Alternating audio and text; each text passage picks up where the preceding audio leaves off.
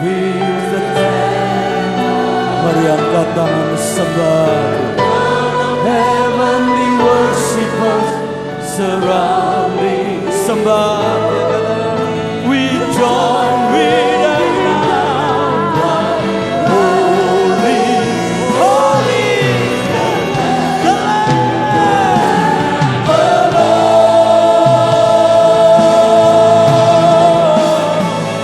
I see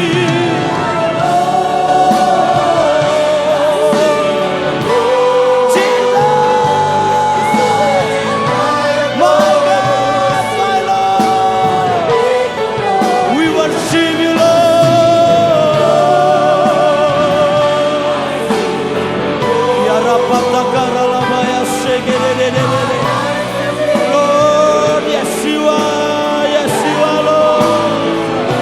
Who reigns forevermore. I see the Lord, I see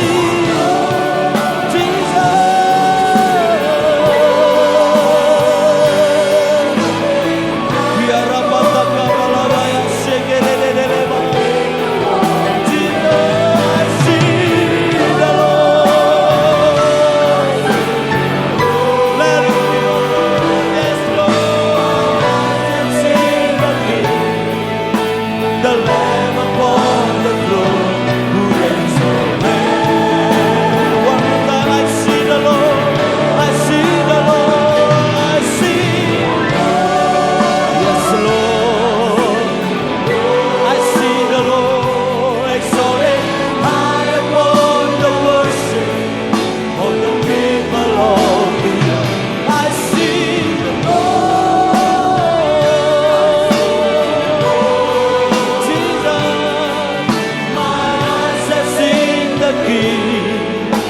the Lamb upon the throne who reigns forever. I see the Lord. I see the Lord.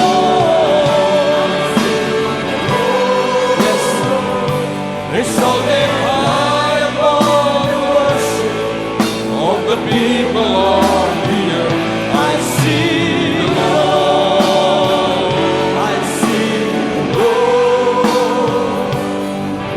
My eyes have seen the King, The the Lamb Lamb upon the throne who reigns forever. Mari semua angkat tangan di hadapan Tuhan. Kami mau percaya dalam nama Tuhan Yesus. Bangsa kami dalam perlindungan Tuhan. Tidak ada apapun yang jahat yang boleh berlaku. Semua kehendak jahat yang kami tahu itu bukan dari Tuhan, dibatalkan, digagalkan dalam nama Yesus. Tuhan yang menetapkan segala sesuatunya.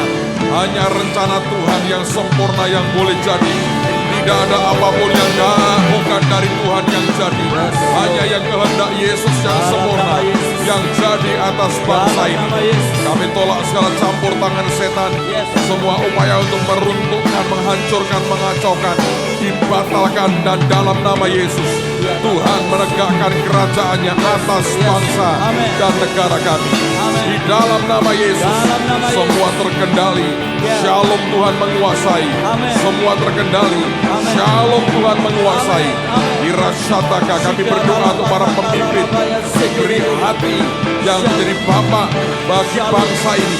Bukan cari kekuasaan, bukan cari otoritas atau kesombongan sendiri. Kami berkata, Tuhan Jehovah Shalom turun atas hidup dan hati mereka. Kuasai pikiran mereka. Kuasai, kami berkata semua. Kami kendalikan semua pikiran. Kami kendalikan di bawah kaki Kristus. Kami tundukkan semua pikiran di bawah kendali dan kaki Kristus. Tunduk pada kehendak Tuhan. Tunduk pada kehendak Tuhan. Tunduk pada kehendak Tuhan. Di dalam nama Yesus. Semua yang bukan dari Tuhan menyingkir. Dan kami berkata kehendak Tuhan yang sempurna jadi. Terima kasih Bapa. Terima kasih Tuhan. Engkau Tuhan yang baik, Engkau Tuhan yang luar biasa. Segala kemuliaan hanya bagi Yesus Tuhan kami. Kami bersyukur ya Tuhan.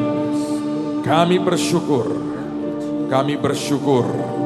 Karena kami punya Tuhan yang sempurna dan Tuhan yang luar biasa. Amin, amin. Pagi ini hamba berdoa Engkau bicara kepada anak-anak-Mu, buat kami menangkap akan isi hati-Mu. Ya Tuhan, hamba berdoa, biar roh hikmat, wahyu, dan pengertian yang menguasai kami hari ini. Di dalam nama Tuhan Yesus. Yang percaya berkata, amin. Silakan duduk dalam hadirat Tuhan. Sebelum saya sampaikan firman, ada satu pengumuman tanggal 19 Juli nanti jam 2 siang, hari Sabtu depan kita ada pasar murah, pasar rakyat, bekerja sama dengan Lindu Aji, Sri Kandi Lindu Aji. Itu akan dibuat jam 2 siang di lapangan Kalicari, Jalan Supriyadi, Semarang. Teman-teman, saudara yang mau ambil bagian, mau buka stand dan sebagainya, Anda bisa hubungi bagian informasi. Baik, kita akan buka firman Tuhan. Hari ini saya mau ajak Anda belajar apa yang disebut far beyond the call of duty. Jauh melebihi daripada panggilan tugas kita. Coba kita lihat di 2 Raja-Raja pasal yang keempat, ayat yang ke-8 sampai dengan ayat yang ke-13. Minggu ini kesempatan terakhir kalau Anda mau daftar seminar midlife crisis, Anda mungkin bisa kontak informasi dan sebagainya. Sudah cukup banyak, menurut saya sudah hampir penuh sesak Gedung Permata buat seminar hari Kamis dan Jumat. Ya, hubungi Pak Victor, ketua panitianya. Pak, saya akan dibuat seperti apa? Sekeren Pak Victor pokoknya. Walaupun usia sudah 50 ke atas, penampilan Anda akan tetap 17 lebih sedikit, saudara. 2 Raja-Raja pasal yang keempat, ayat 8 sampai dengan ayat yang ke-13. Pada suatu hari Elisa pergi ke Sunem. Di sana tinggal seorang perempuan kaya yang mengundang dia makan. Dan seberapa kali ia dalam perjalanan, singgahlah ia ke sana untuk makan. Berkatalah perempuan itu kepada suaminya, sesungguhnya aku sudah tahu bahwa orang yang selalu datang kepada kita itu adalah abdi Allah yang kudus. Baiklah kita membuat sebuah kamar atas yang kecil yang berdinding batu. Dan baiklah kita menaruh di sana baginya sebuah tempat tidur, sebuah meja, sebuah kursi, dan sebuah kandil. Maka apabila ia datang kepada kita, ia boleh masuk ke sana. Pada suatu hari datanglah ia ke sana, lalu masuklah ia ke kamar atas itu dan tidur di situ. Kemudian berkatalah ia kepada Gehasi bujangnya, panggillah perempuan Sunem itu. Lalu dipanggilnyalah perempuan itu, dan dia berdiri di depan Gehasi. Elisa telah berkata kepada Gehasi, cobalah katakan kepadanya, sesungguhnya engkau telah sangat bersusah-susah seperti ini untuk kami. Apakah yang dapat ku perbuat bagimu? Adakah yang dapat ku bicarakan tentang engkau kepada raja atau kepala tentara? Jawab perempuan itu, aku ini tinggal di tengah-tengah kaumku. Saudara, sebelum saya ajak Anda membahas, ada beberapa poin yang saya mau bagi buat saudara. Saya mau cerita sebuah pengalaman konyol yang pernah saya alami berkaitan dengan ayat ini. Kalau Anda membaca, saudara sekalian, saya belajar ya, di atas semuanya Tuhan memang melihat hati sih. Kalau Anda membaca cerita ini, kita bisa melihat bahwa wanita Sunem itu menyediakan kamar, ada tempat tidurnya, ada meja, ada kursinya, ada kandil. Saya mau tanya, Anda ngerti nggak sih kandil itu apa? Hah? Ada yang mau jawab, kandil itu apa? Nggak ada yang tahu? Siapa yang tidak tahu? Angkat tangan. Siapa yang tahu kandil itu apa? Coba jawab saya, teriak keras. Hah? Tempat air minum. Itu kendi. Kandil, ada yang tahu? Hah? Lampu. Ada yang lain? Hah? Teplok. Podo itu lampu. Ada lagi? Hah? Kantong dari kain. Itu kantong ya, bukan kandil. Kandil kok. Ada? Ini saya ngomong jujur saudara. Yang benar memang itu, lampstand, tempat lampu itu kan. Saya satu hari, di zaman awal sekali saya pelayanan, saya baca kandil itu ngertinya kendil. Tahu kendil? Kalau Anda beli gudeg sekendil itu, tempat untuk itu kan bisa untuk masak nasi, bisa untuk apa tuh, ngerti ya? Kendil itu. Jadi saya khotbahnya begini, saudara-saudara, kalau memberkati itu jangan nanggung-nanggung. Sertakan sesuatu yang membuat orang lain bisa makan. Seperti perempuan Sunem ini, nyediakan kendil. Saya itu kandil, nggak tahu itu apa. Saya pikir itu bahasa Indonesianya kendil. Kendil bahasa Jawa, kandil bahasa Indonesia. Beda. Nah khotbah, tapi bukan sengaja ingin menyesatkan orang, memang keliru persepsinya. Satu hari ada seorang ibu datang ke saya, Pak, terima kasih ya buat khotbahnya. Oh, yang apa khotbah apa? Bapak kan ngajar tentang perempuan Sunem itu. Harus ada kendil, Pak. Saya selama ini jadi berkat, Pak, bagi orang, tapi saya ngasihnya kayak ya begitulah. Kak baju atau apa gitu. Saya dengar itu, Pak, itu rema buat saya, Pak. Sejak itu saya kalau memberkati hamba Tuhan, saya kasih uang, saya kasih makanan. Ingat kendil itu, Pak. Sejak saya melakukan itu, saya diberkati luar biasa. Wah, saya bahagia toh saudara. Besoknya ada orang datang ke saya, Pak, maaf ya Pak ya, saya dengar khotbah Bapak tentang wanita Sunem. Saya pikir, wah ini kesaksian kedua ini. Bukan, menurut saya ya Pak, salah loh Pak. Itu kandil, bukan kendil. Lah saya ngomong apa? Kendil, harusnya apa? Kandil. Kandil itu apa? Lampu Pak. Loh, saya baca di Alkitab, keliru akui. Keliru, tapi ada orang jadi diberkati Tuhan. Gara-gara kendil itu saudara. Jadi saudara harus mengerti, makanya kita berkata huruf mematikan, roh menghidupkan, memberi kehidupan. Ya, jadi kalau saya bilang ini, Tuhan aku ini pernah. Sejak itu memang saya sangat ekstra hati-hati. Itu sebabnya saya punya habit, kemudian saya cek beberapa terjemahan, saya coba ngerti, kalau ada saya nggak ngerti, saya skip, saya nggak berani.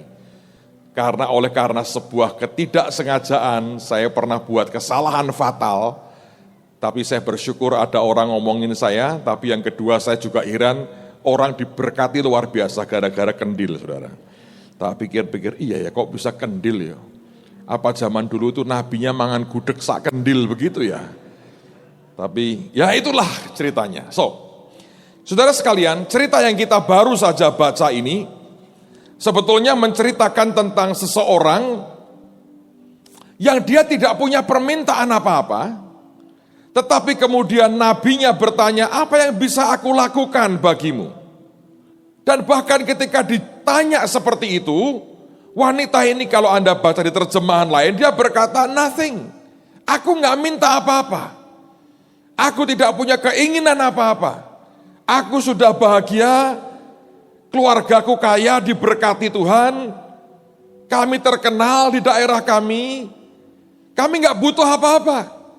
Lalu kemudian malah Gehasi berkata, dia nggak punya anak, sementara suaminya sudah tua. Dan kemudian dari usulan Gehasi inilah, Elisa berkata, tahun depan kamu akan punya anak. Kalau Anda melihat akan ceritanya menarik sekali, karena betul-betul diberi anak laki-laki, anaknya tiba-tiba mati, tapi kemudian dihidupkan kembali.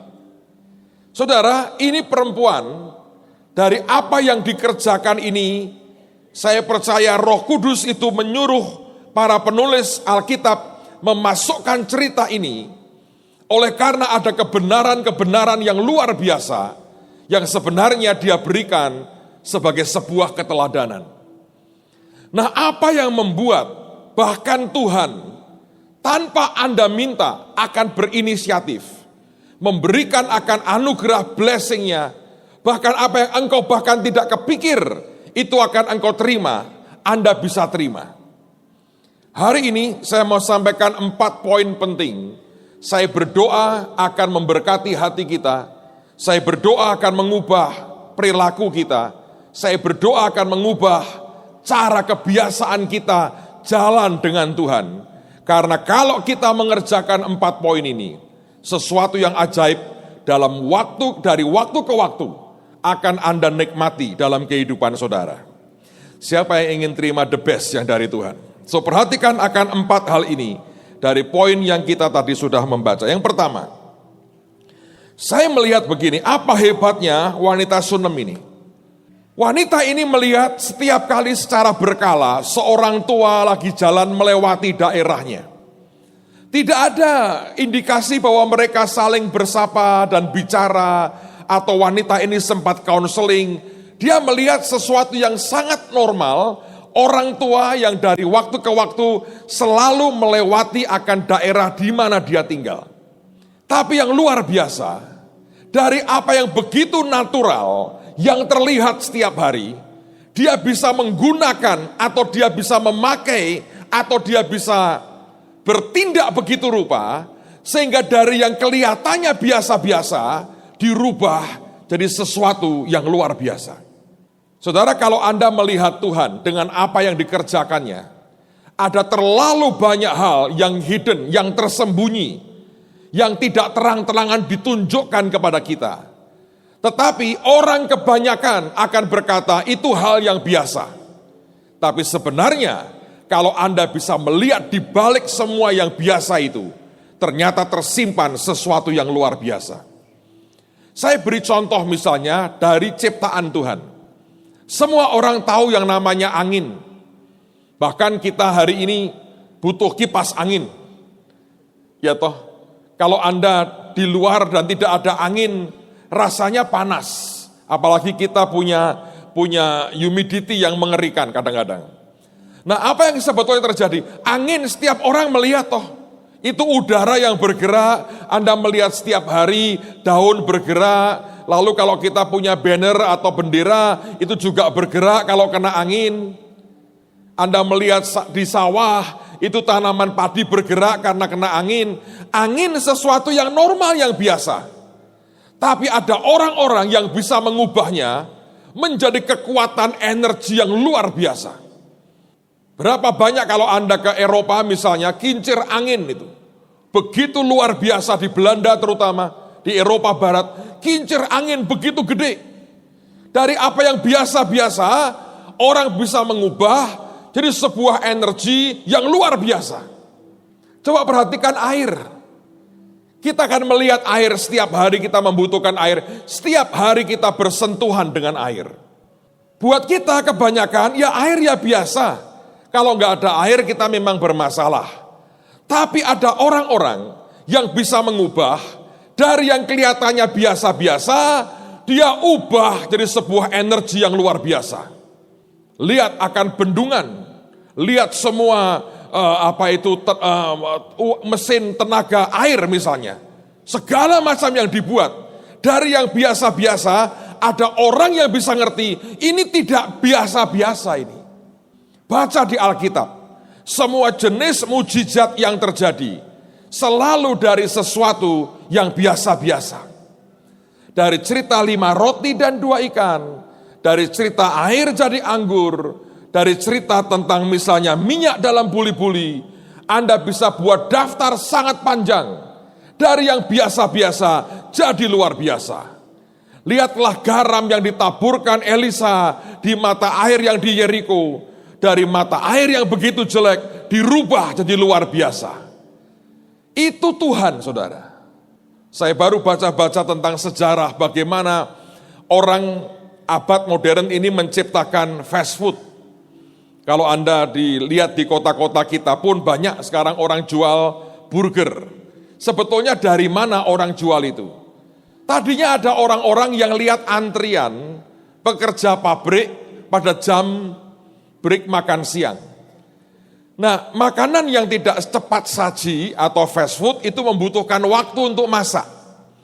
Nah, kebutuhan untuk masak itu terlalu lama. Karena jam istirahatnya pendek, Sehingga seringkali itu kerumunan antrian menjadi chaos dan tidak baik. Lalu ada orang yang melihat pemandangan yang biasa itu berkata, wah ini rezeki sebetulnya. Dan mulailah dia dengan idenya buat burger. Sehingga ketika itu dia masak dengan cepat. Lalu kemudian orang antri makan dengan cepat. Everybody happy dan dia jadi kaya. Saudara sekalian, yang dibutuhkan buat orang percaya hari ini adalah minta ke Tuhan supaya engkau mau dibuka matamu oleh Tuhan. Sehingga apa yang kelihatannya biasa-biasa, yang kelihatannya normal, orang bisa berkata gini, ini ada sesuatu yang ajaib. Kalau itu bisa Anda miliki ya, dan itu disediakan Tuhan everyday dalam hidupmu sebetulnya. Ada banyak orang berpikir, Pak saya pengen yang jauh-jauh. Pak saya mau pindah nih ke negara lain, jadi karyawan, jadi kuli di sana. Untuk apa? Coba lihat sekitarmu. Ada banyak hal yang kelihatannya bergerak biasa. Elisa ini bergerak biasa. Tidak ada menyapa, tidak ada mendoakan orang. Dia cuma lewat. Dan ketika dia lewat itulah, ada seorang wanita yang berkata, ini bukan orang biasa. Dia bisa membelokkan langkah Nabi ini masuk ke rumahnya. Sementara saya percaya, ada mungkin ratusan orang yang juga tahu. Ada seorang tua yang tiap kali melewati daerah mereka. Dan mereka berkata, ya biasa toh. Kan banyak orang seperti dia. Tiap kali lewat kan biasa. Tapi ada orang yang bisa berkata, ini tidak biasa. Aku bisa mengubahnya jadi luar biasa. Sekarang berpulang kepada setiap Anda. Bisakah engkau tiap pagi ketika engkau bangun, kau tumpangi tangan matamu, engkau berkata, Tuhan, buat aku melihat yang tidak biasa. Buat aku melihat yang biasa-biasa bisa diubah jadi luar biasa. Siapa yang mau berdoa begitu setiap pagi? Sederhana, tumpangi tangan matamu, bilang, tolongi aku Tuhan. Supaya yang biasa-biasa aku ubah jadi luar biasa. Amen, saudara. Kalau ini Anda kerjakan akan dahsyat.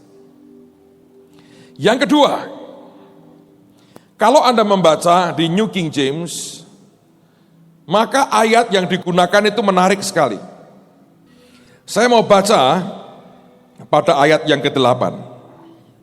Now it happened one day that Elisha went to Shunem, where there was a notable woman. Suatu hari seperti yang biasa-biasa, Elisa lewat Shunem. Di sana ada seorang wanita yang notable, wanita yang punya greatness, bukan hanya sekedar kaya, tapi cara berpikirnya ini wanita yang luar biasa. Dan dikatakan, and she persuaded him to eat some food. Dan wanita ini membujuk dia untuk makan di rumahnya. Saudara, Anda mesti ngerti perbedaannya ya.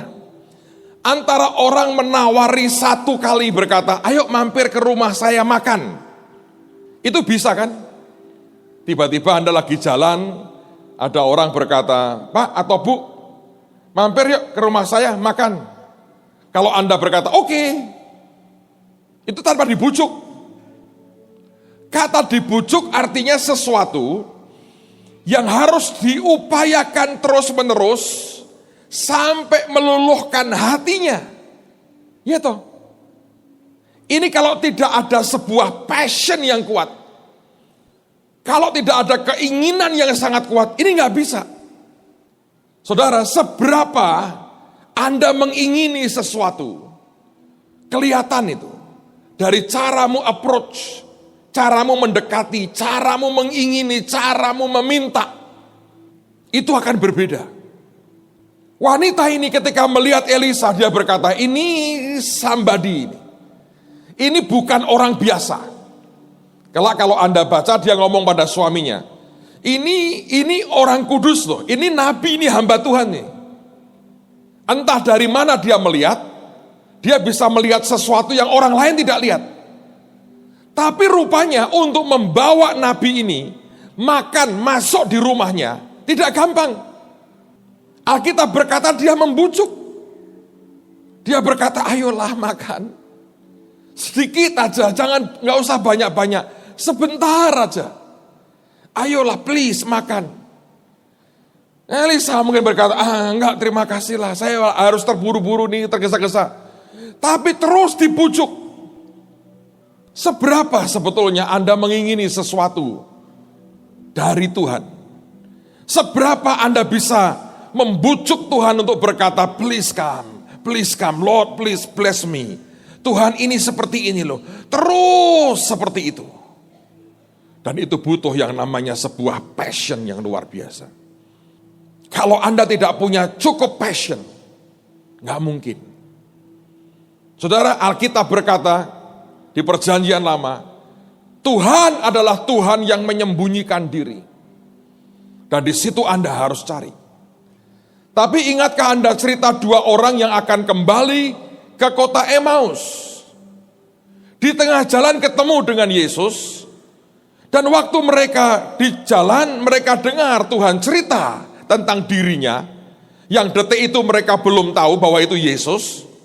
Hati mereka menyala dan berkobar-kobar. Begitu sampai di Emmaus, Tuhan seakan-akan pamit mau pergi. Dan mereka menahan. Dan mereka berkata, please, ini sudah malam, ayo mampir, singgah di rumah kami, makan dulu di rumah kami. Dan hanya ketika mereka membujuk, menunjukkan sebuah interest yang luar biasa, Tuhan masuk ke rumah mereka.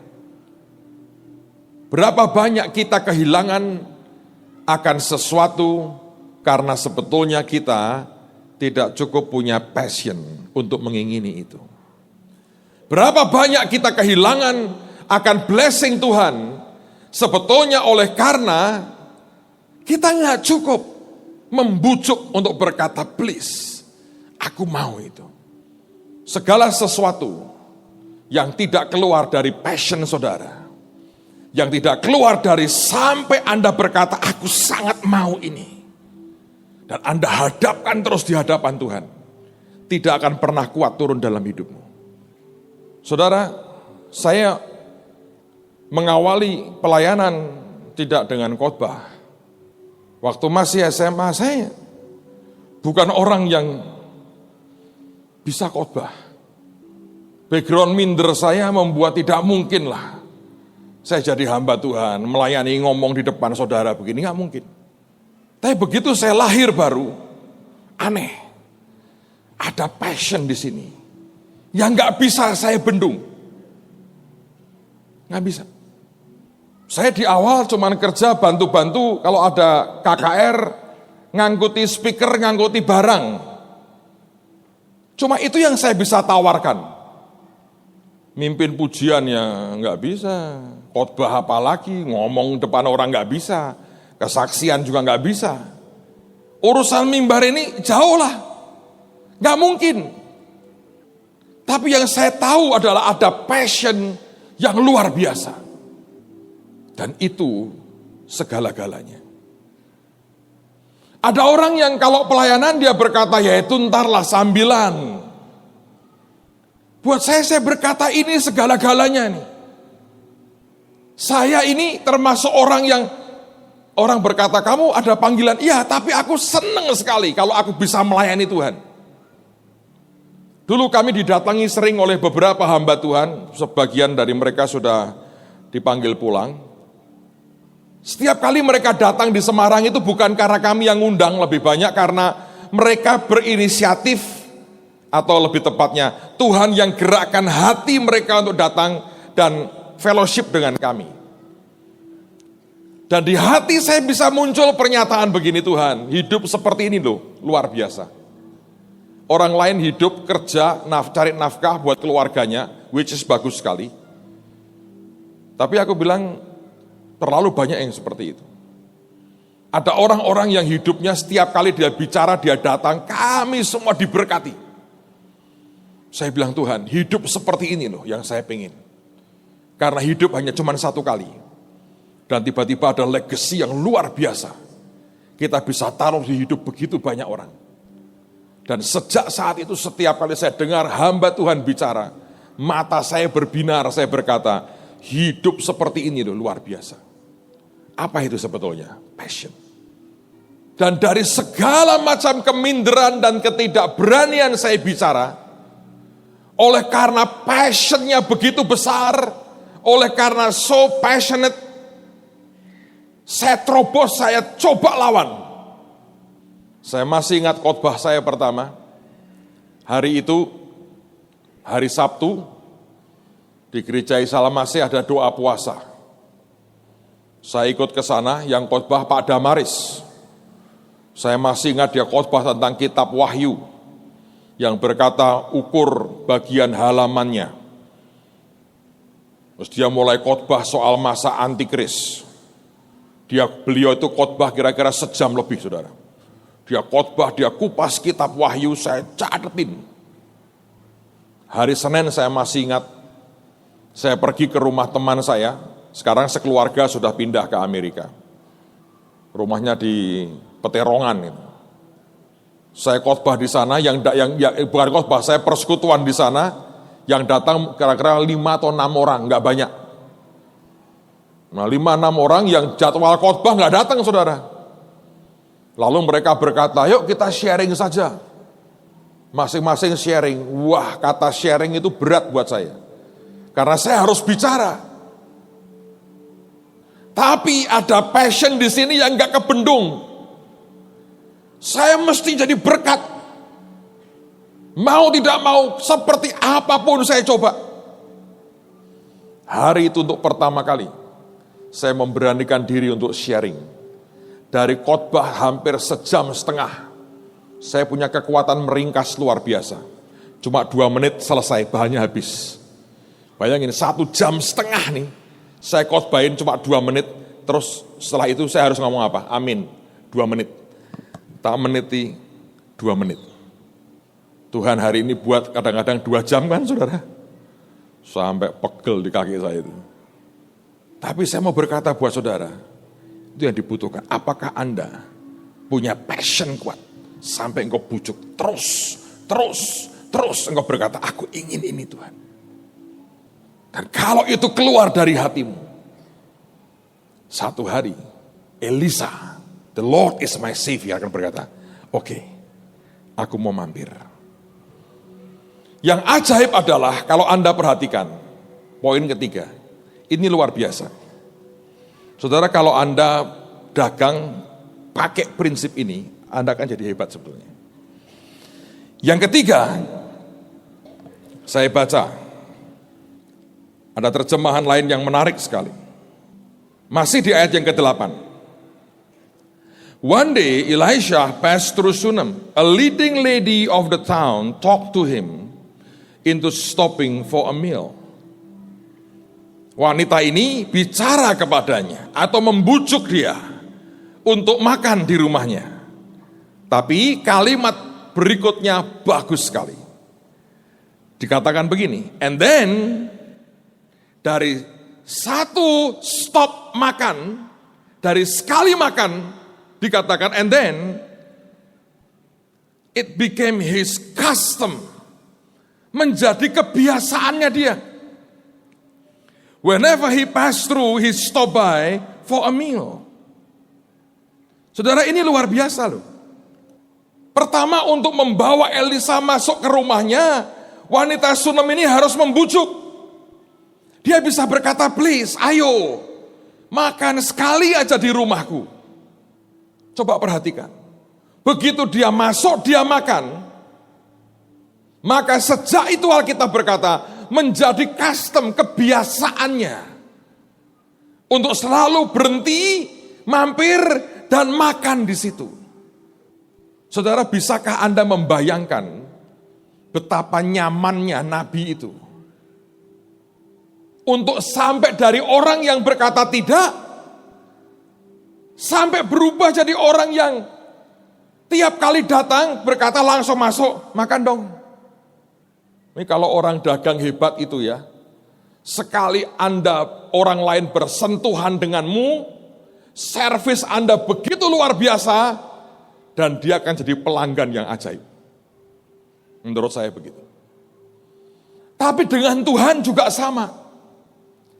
Berapa banyak orang sebetulnya ingin sekali dipakai Tuhan dengan luar biasa.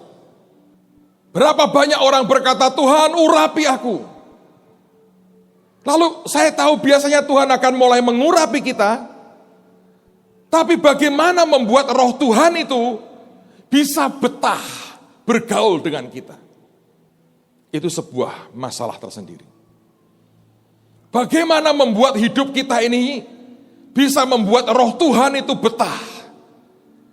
Dan suka kerja bersama-sama dengan kita. Banyak orang tidak menyadari bahwa Roh Kudus itu punya perasaan. Dia punya selera dan dia punya kehendak. Tidak selama-lamanya dia bisa suka kerja dengan kita. Kalau dalam hidup kita ada banyak faktor yang ternyata bukan dia sama sekali. Atau bertentangan dengan kepribadiannya. Tapi ada orang-orang yang sangat ingin mengenali dia. Dan melayani dia, mengabdi ke Tuhan. Tanpa ada sesuatu apapun. Yang ujungnya adalah ingin sekedar memanfaatkan. Saya mempelajari cerita ini, saudara. Saya mau berikan gambaran. Zaman dulu rumah atapnya enggak begini seperti rumah di Indonesia. Di Timur Tengah masih ada, masih sampai sekarang, atapnya itu flat begini. Di atas sekarang dipakai buat jemuran, antena, segala macam, tapi flat.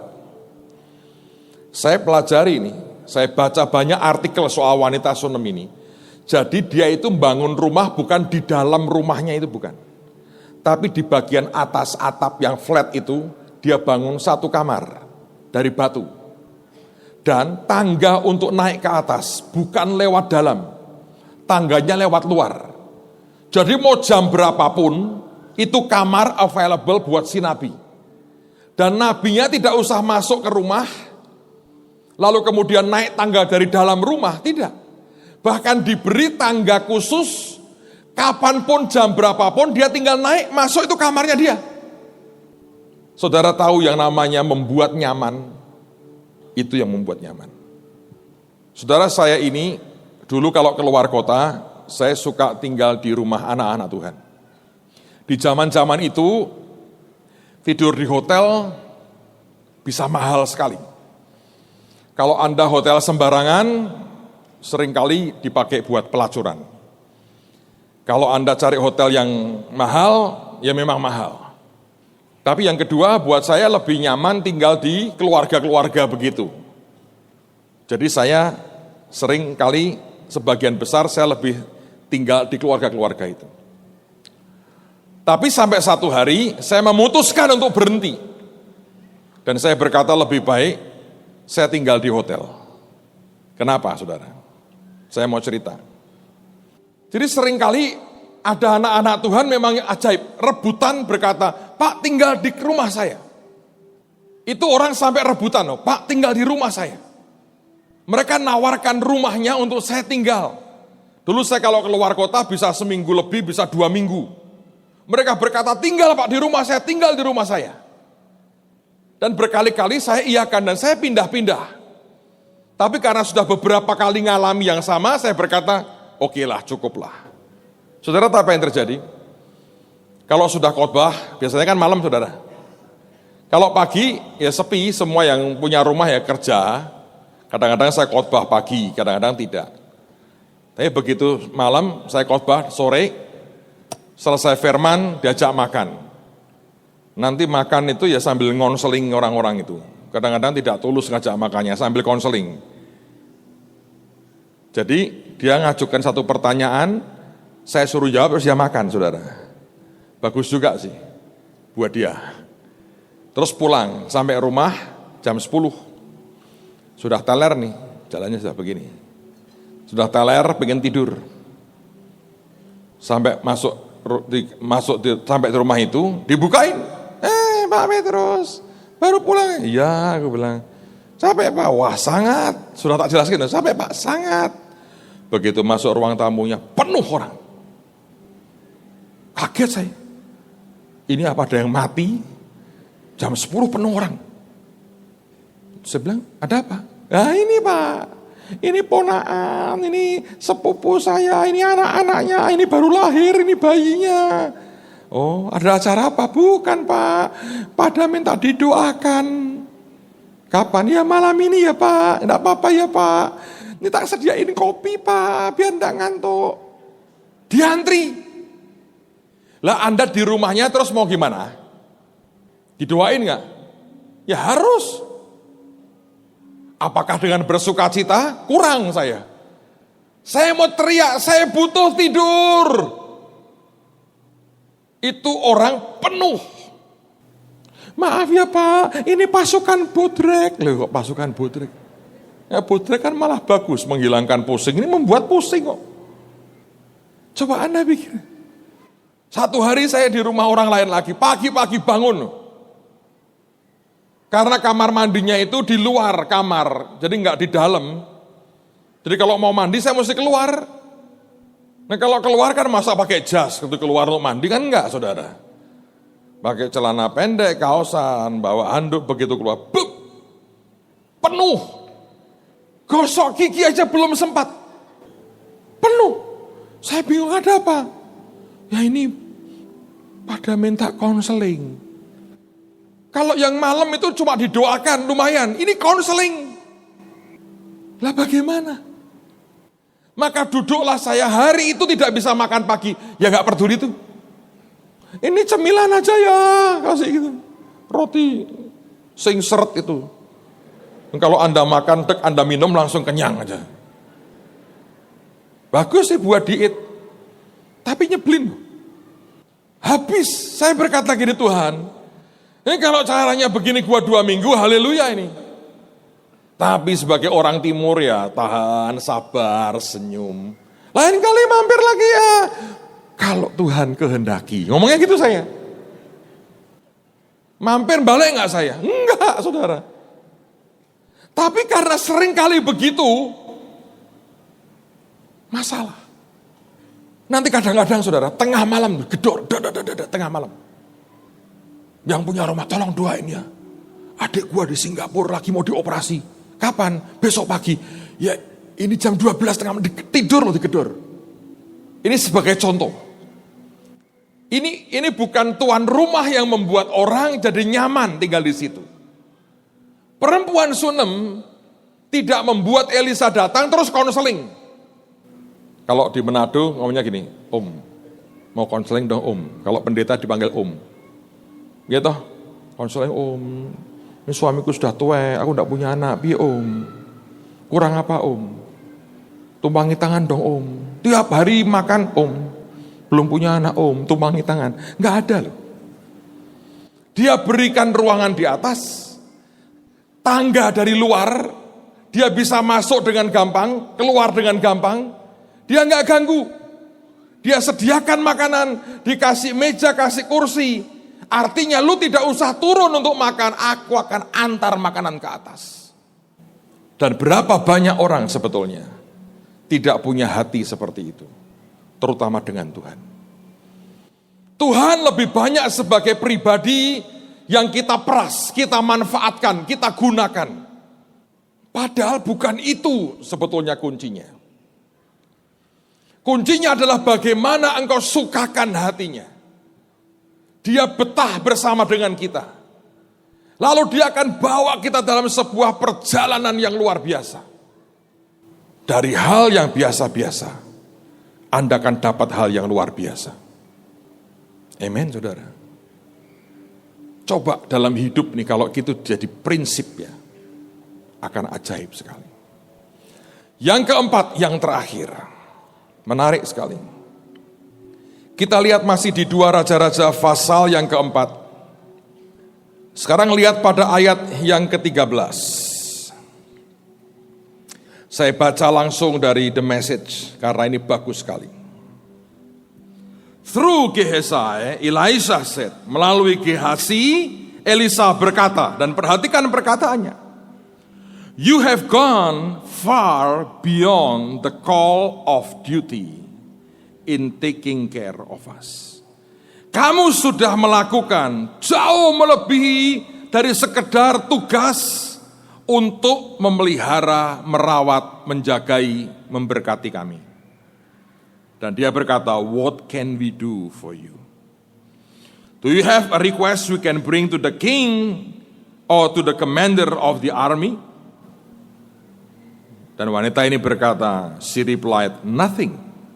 I'm secure and satisfied in my family. Aku ini merasa aman dan aku merasa puas dalam keluargaku. Kalau Anda membaca sebuah statement yang diungkapkan Nabi ini luar biasa. Dari caranya dia membujuk, meyakinkan Nabi, mengingini dia untuk tinggal atau makan di tempat dia. Dari caranya memberikan kenyamanan sehingga Nabi ini tanpa sungkan tiap kali lewat langsung masuk, makan, tidur di situ.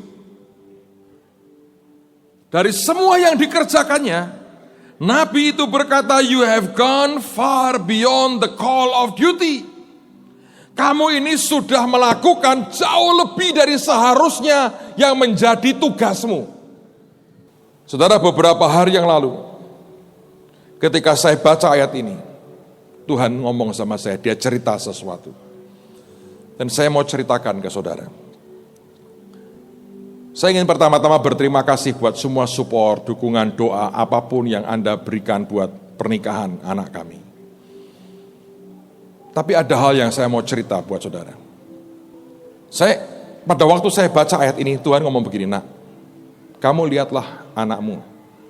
Bandingkan dengan ketika di awal engkau memulai semua. Ada yang berbeda.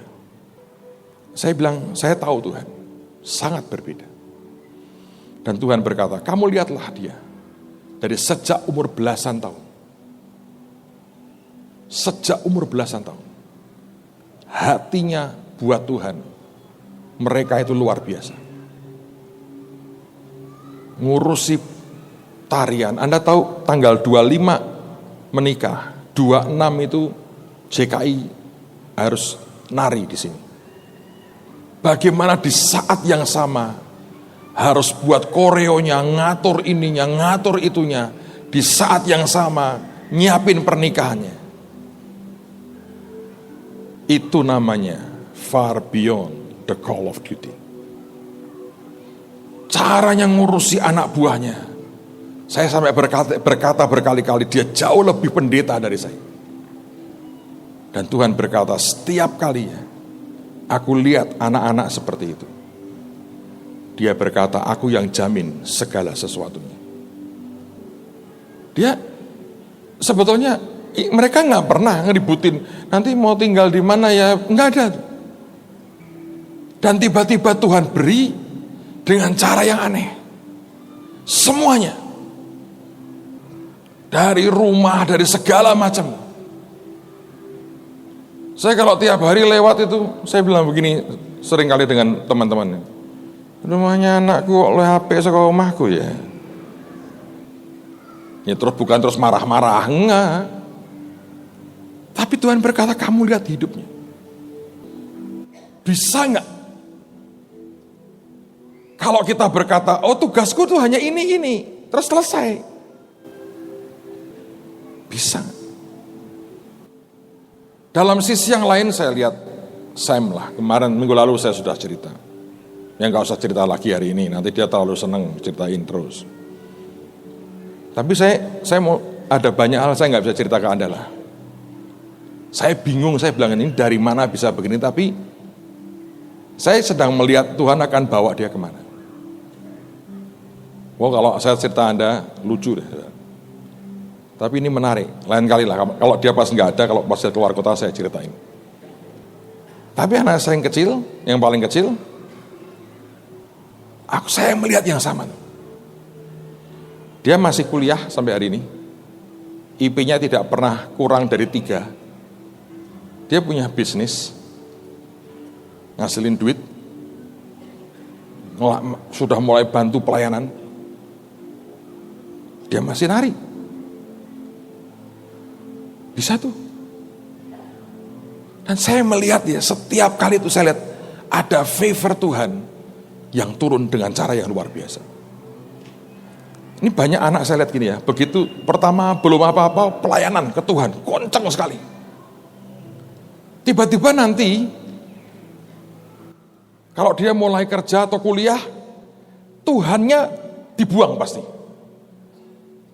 Entah dari dirinya atau dari orang tuanya. Sudah, ini enggak usah terlalu banyak kumpul doa, kuliah ya kuliah. Itu sebetulnya Anda mau berkata begini, Tuhan itu enggak penting. Nomor satu kuliahmu, nanti masa depanmu itu karena kuliahmu, bukan karena Tuhan. Jadi ini nomor dua kan aja. Nanti kalau ada waktu, nah bolehlah dikit-dikit.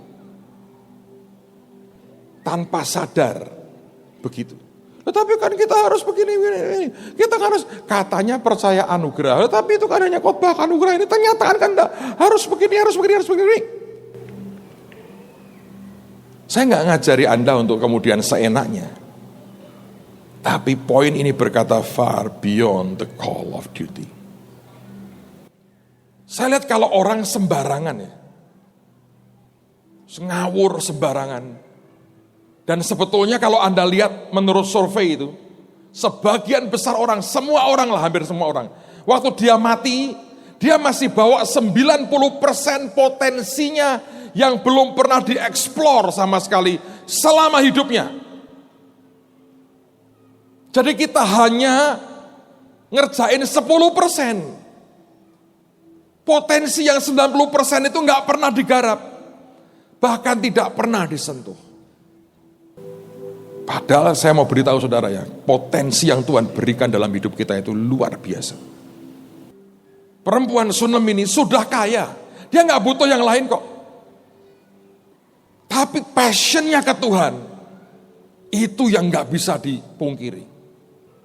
Sampai Nabi begitu suka dan jadi custom kebiasaannya, selalu mampir di rumahnya. Suatu hari saya cerita begini, ke beberapa orang ngomong gini, itu kan anaknya bapak, ya memang anakku, anakmu saya bilang. Tapi so what? Ishak juga anaknya Abraham, Yakub juga anaknya Ishak, gitu. Yehuda dan Yusuf anaknya Yakub. Apa yang salah? Bahkan Alkitab berkata yang percaya disebut sebagai anak-anak Allah. Siapa yang mengaku dirinya anak-anak Allah? Coba angkat tangan. Iya kan? Ini bukan soal anak siapa. Tapi Tuhan itu yang kita sembah, itu ngerti. Ini begini. Dan dia jamin itu. Saya sampai ngomong kok sama anak-anak ini. Kalian ya masuk rumah ini, itu kalau orang normal, lu hanya bisa kira-kira sekian puluh tahun lagi. Kalau kamu rata-rata average, kamu berjuang dari nol untuk kemudian kamu nempati rumah seperti ini. Kamu perlu perjuangan panjang. Tapi kalau Tuhan kasih, saya mau nggak keluar duit kok saudara. Itu dibayar. Saya kan pernah cerita. Mau ngomong apa? Saya pribadi, ya kami so far kita kan nggak butuh rumah lagi. Kecuali mereka. Bahwa kemudian Tuhan mau pakai siapa terserah. Tapi saya juga tidak teriak-teriak kan. Bantu doa ya saya butuh rumah buat anak saya. Enggak. Dia gerakan orang-orang yang tidak terduga.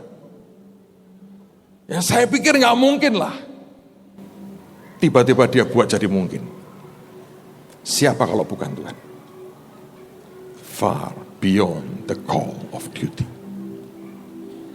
Kalau hati kita ini dengan Tuhan seperti itu ya, saudara akan lihat hal-hal yang ajaib akan terjadi.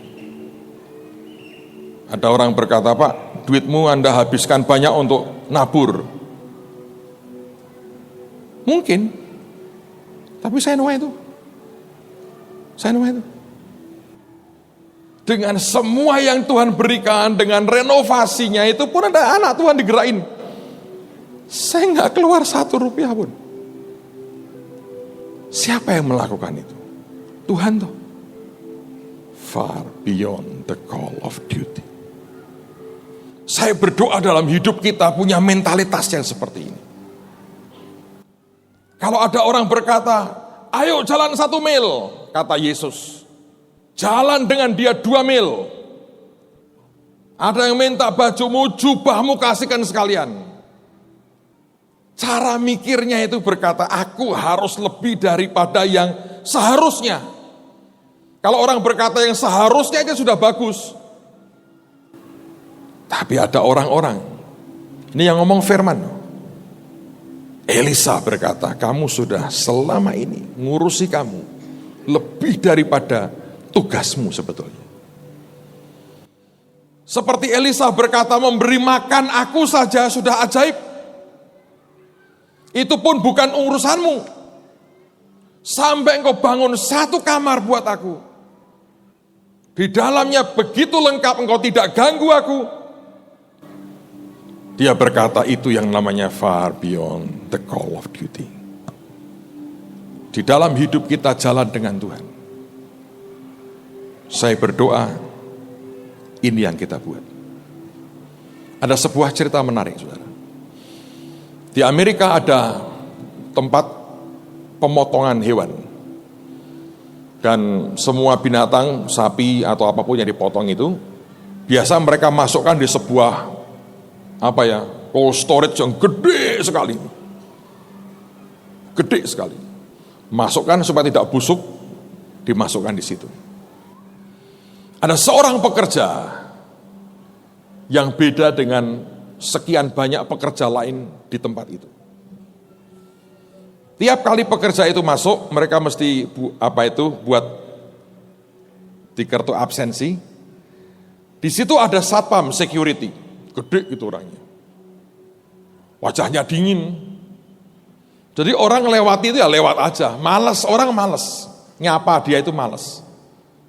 Pokoknya datang tepat waktu, absensi dengan kartu itu, kemudian masuk kerja. Ada yang motong, ada yang ini, ada yang itu, masing-masing kerja. Ada satu orang karyawan yang beda. Beda. Di mana bedanya? Setiap pagi dia masuk, dia juga absen dengan kartunya. Dia selalu menyapa satpam yang gede dan dingin ini. Dia berkata, selamat pagi. Gimana kabarmu hari ini? Dia bilang, Tuhan berkati kamu ya. Dia kerja. Nanti begitu mau pulang, semua pulang aja. Bergegas meninggalkan akan kantor atau tempat itu, mereka pergi aja. Tapi pemuda satu ini beda. Tiap kali dia pulang, dia sapa lagi satpamnya, dia berkata, wah hari ini banyak kerjaan, aku harap hari ini menyenangkan buat kamu. Dan kamu nikmati akan sore yang oke ya. Nanti kalau menjelang Jumat dia berkata, have a nice weekend, semoga kamu bisa liburan, kita bisa nikmati weekend ini. Ngobrol sebentar aja. Yang lain tidak melakukan itu. Dia melakukan dengan santai kok, dengan natural. Tidak ada dalam job desk-nya berkata, kalau masuk kerja sapalah security. Enggak ada. Semua kerja dengan begitu baik. Satu hari terjadi sebuah musibah. Dia lagi masuk di dalam, di cold storage yang gede itu. Temannya tidak tahu bahwa dia masih di situ. Hari itu sudah weekend, sudah mau liburan mereka. Dan ditutuplah pintu cold storage dari luar. Bum! Dan dikunci. Dan itu tidak bisa dibuka dari dalam. Waktu dia mau keluar, dia sadar. Dia coba teriak-teriak, tidak ada orang dengar, saudara. Enggak ada. Dan dia bilang, mati aku. Cellphone-nya enggak bisa dipakai. Karena dindingnya tebal sekali, ngeblok. Dan dinginnya luar biasa. Saudara, ketika dia sudah sampai titik berkata, gua mati ini. Karena Senin baru akan dibuka tempat ini. Mereka pasti sudah menemukan mayatku. Baru dia sudah makin melemah keadaannya. Tiba-tiba kurang dari sejam, dibuka pintu itu. Dan waktu dibuka, satpamnya yang bukain itu. Dan kemudian ditarik keluar, dikasih selimut, dihangatkan badannya. Lalu kemudian dia tanya dengan security ini, kok kamu bisa nemuin aku? Apa kamu dengar teriakanku? Tidak. Dari mana kau temukan aku? Sore ini aku kehilangan orang yang biasa menyapa aku. Semua pulang, aku baru sadar. Temanku itu di mana? Kok tidak ada sapaan buat aku sore ini? Lalu aku berinisiatif, aku cari. Dan yang pertama aku buka tempat ini. Aku khawatir kamu terkunci di dalam karena musibah. Dan aku temukan kamu. Saudara tahu, dia diselamatkan karena apa? Sapaan.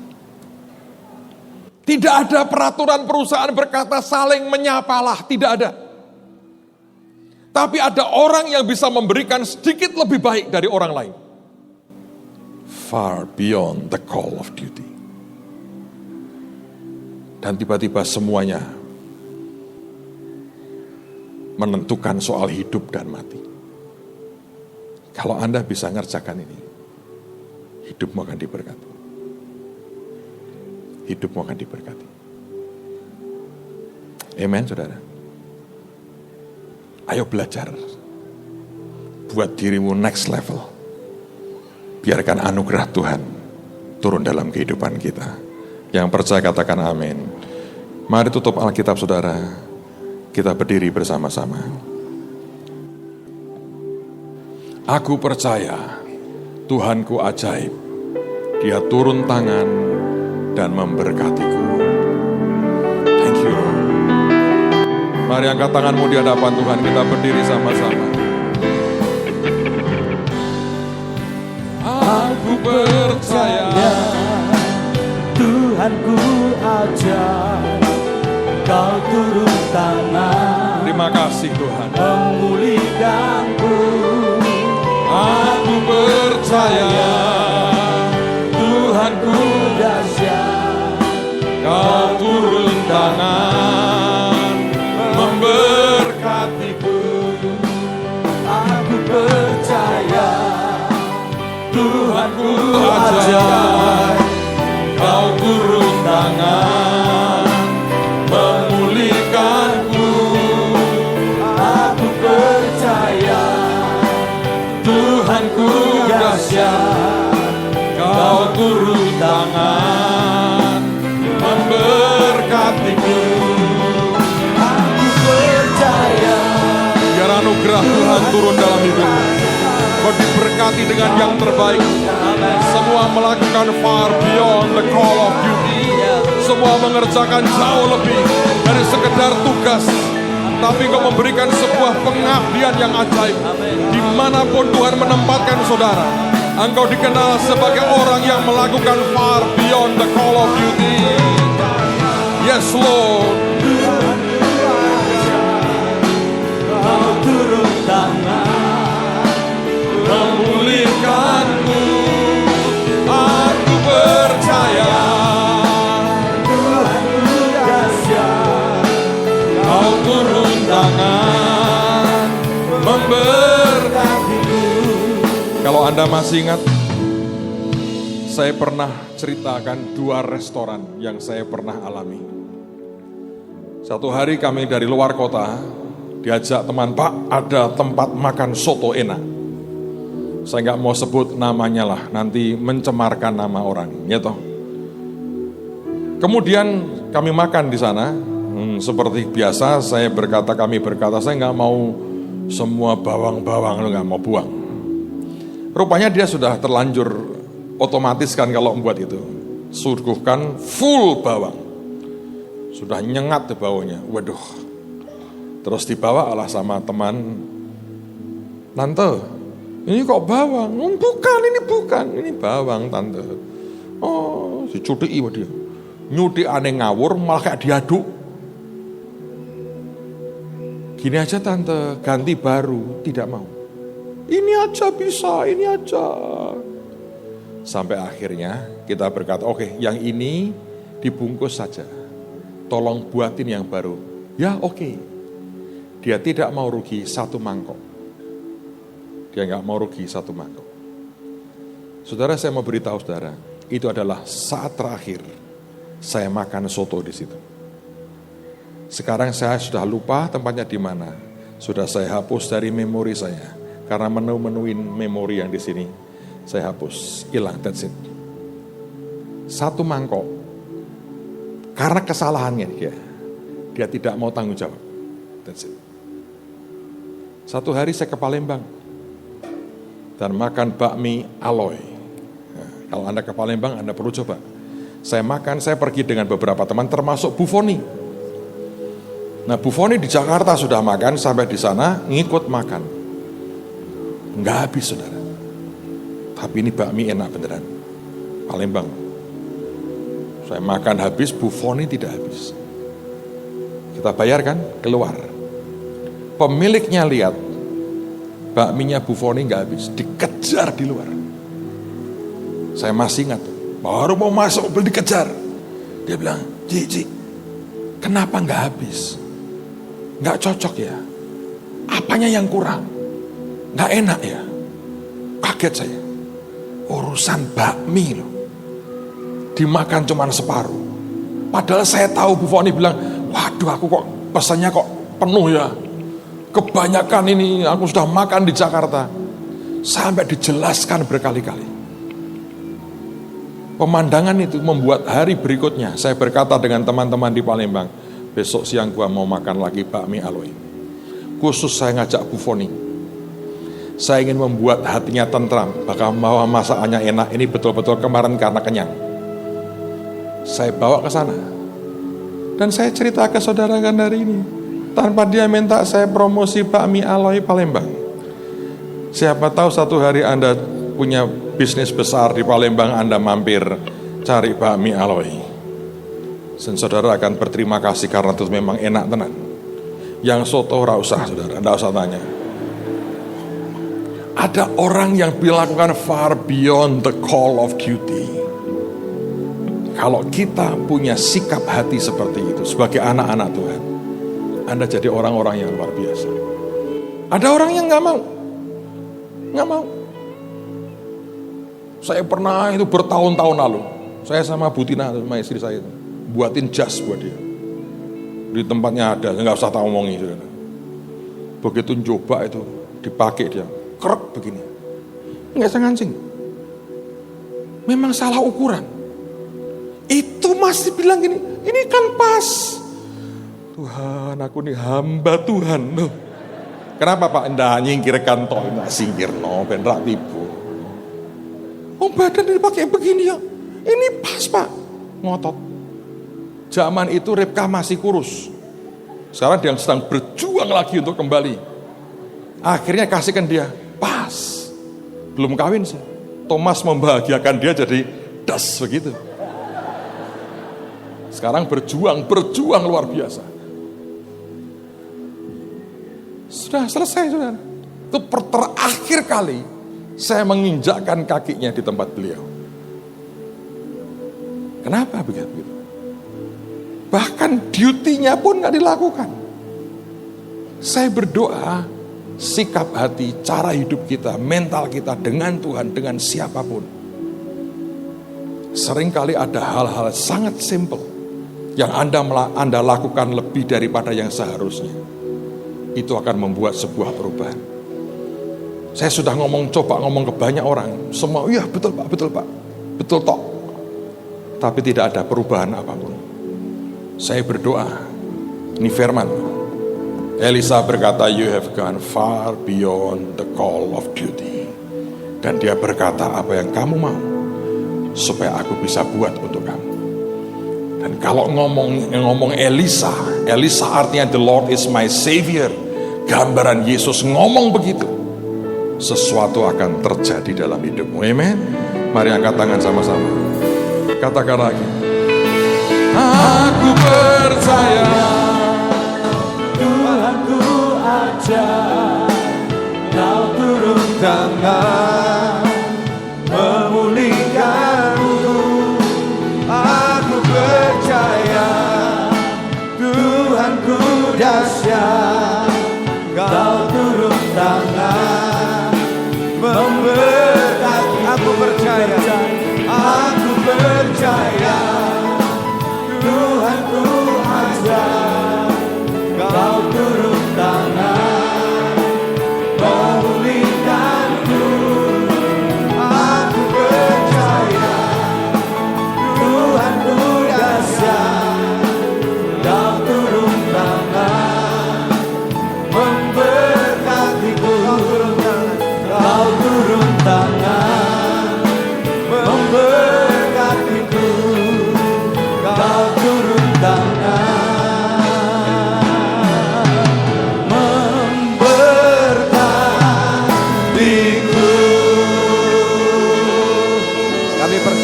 kepadamu Tuhan, bahwa Engkau memberkati hidup setiap kami.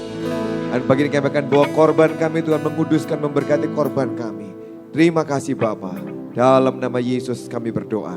Amin. Mari kita bawa korban kita pada hari ini.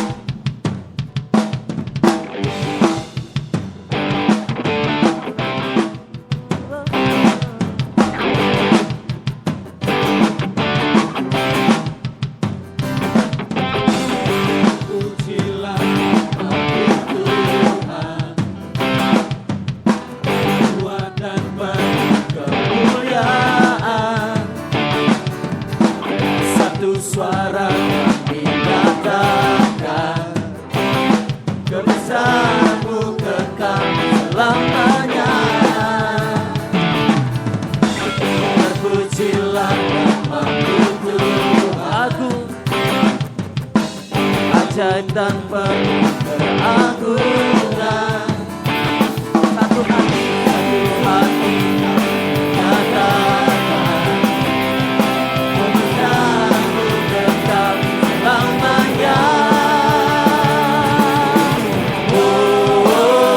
Amin. Engkaulah Raja atas dunia, yang menghancurkan kufur dan membebaskan jiwa. Kami bersorak bertepuk tangan, sebab Tuhan berjaya dan meminta untuk selamanya.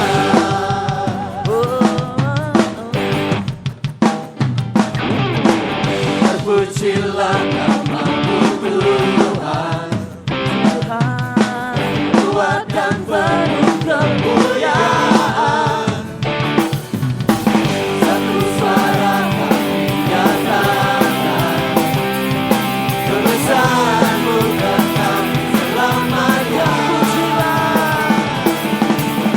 Terpujilah namamu Tuhan, ajaib dan penuh keagungan. Satu hati nyatakan, kerajaanmu tetap Kita berdiri sama-sama. Engkaulah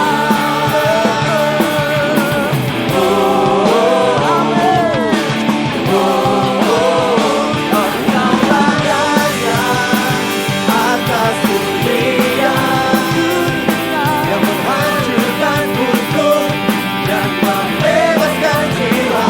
Kami bersorak bertepuk tangan, engkau Tuhan berjaya dan meminta.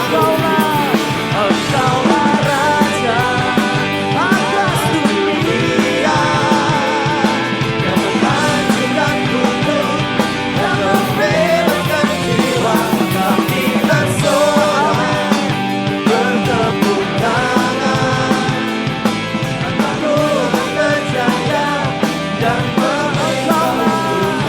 Engkaulah Raja atas dunia, yang menghancurkan kufur dan membebaskan jiwa.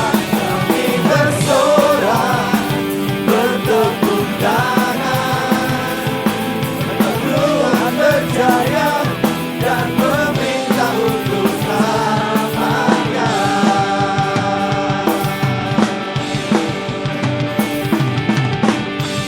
Mari saudara yang bersama angkatan kita doa buat korban kita pada pagi hari ini. Bapa di surga, terima kasih buat pagi ini Tuhan, kami bawa korban syukur kami, perpuluhan kami kepadamu. Tuhan menguduskan, memberkati dan melipat gandakannya. Sesuai dengan nubuat yang Kau berikan buat kami memberi makan bangsa Indonesia dan bangsa-bangsa. Terima kasih Bapa.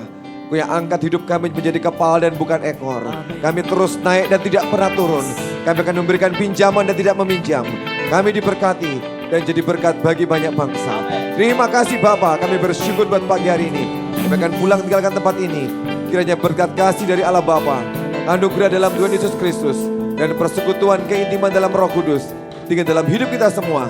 Mulai pagi ini sampai selama-lamanya. Yang percaya sama-sama katakan amin. Selamat pagi, Tuhan berkati.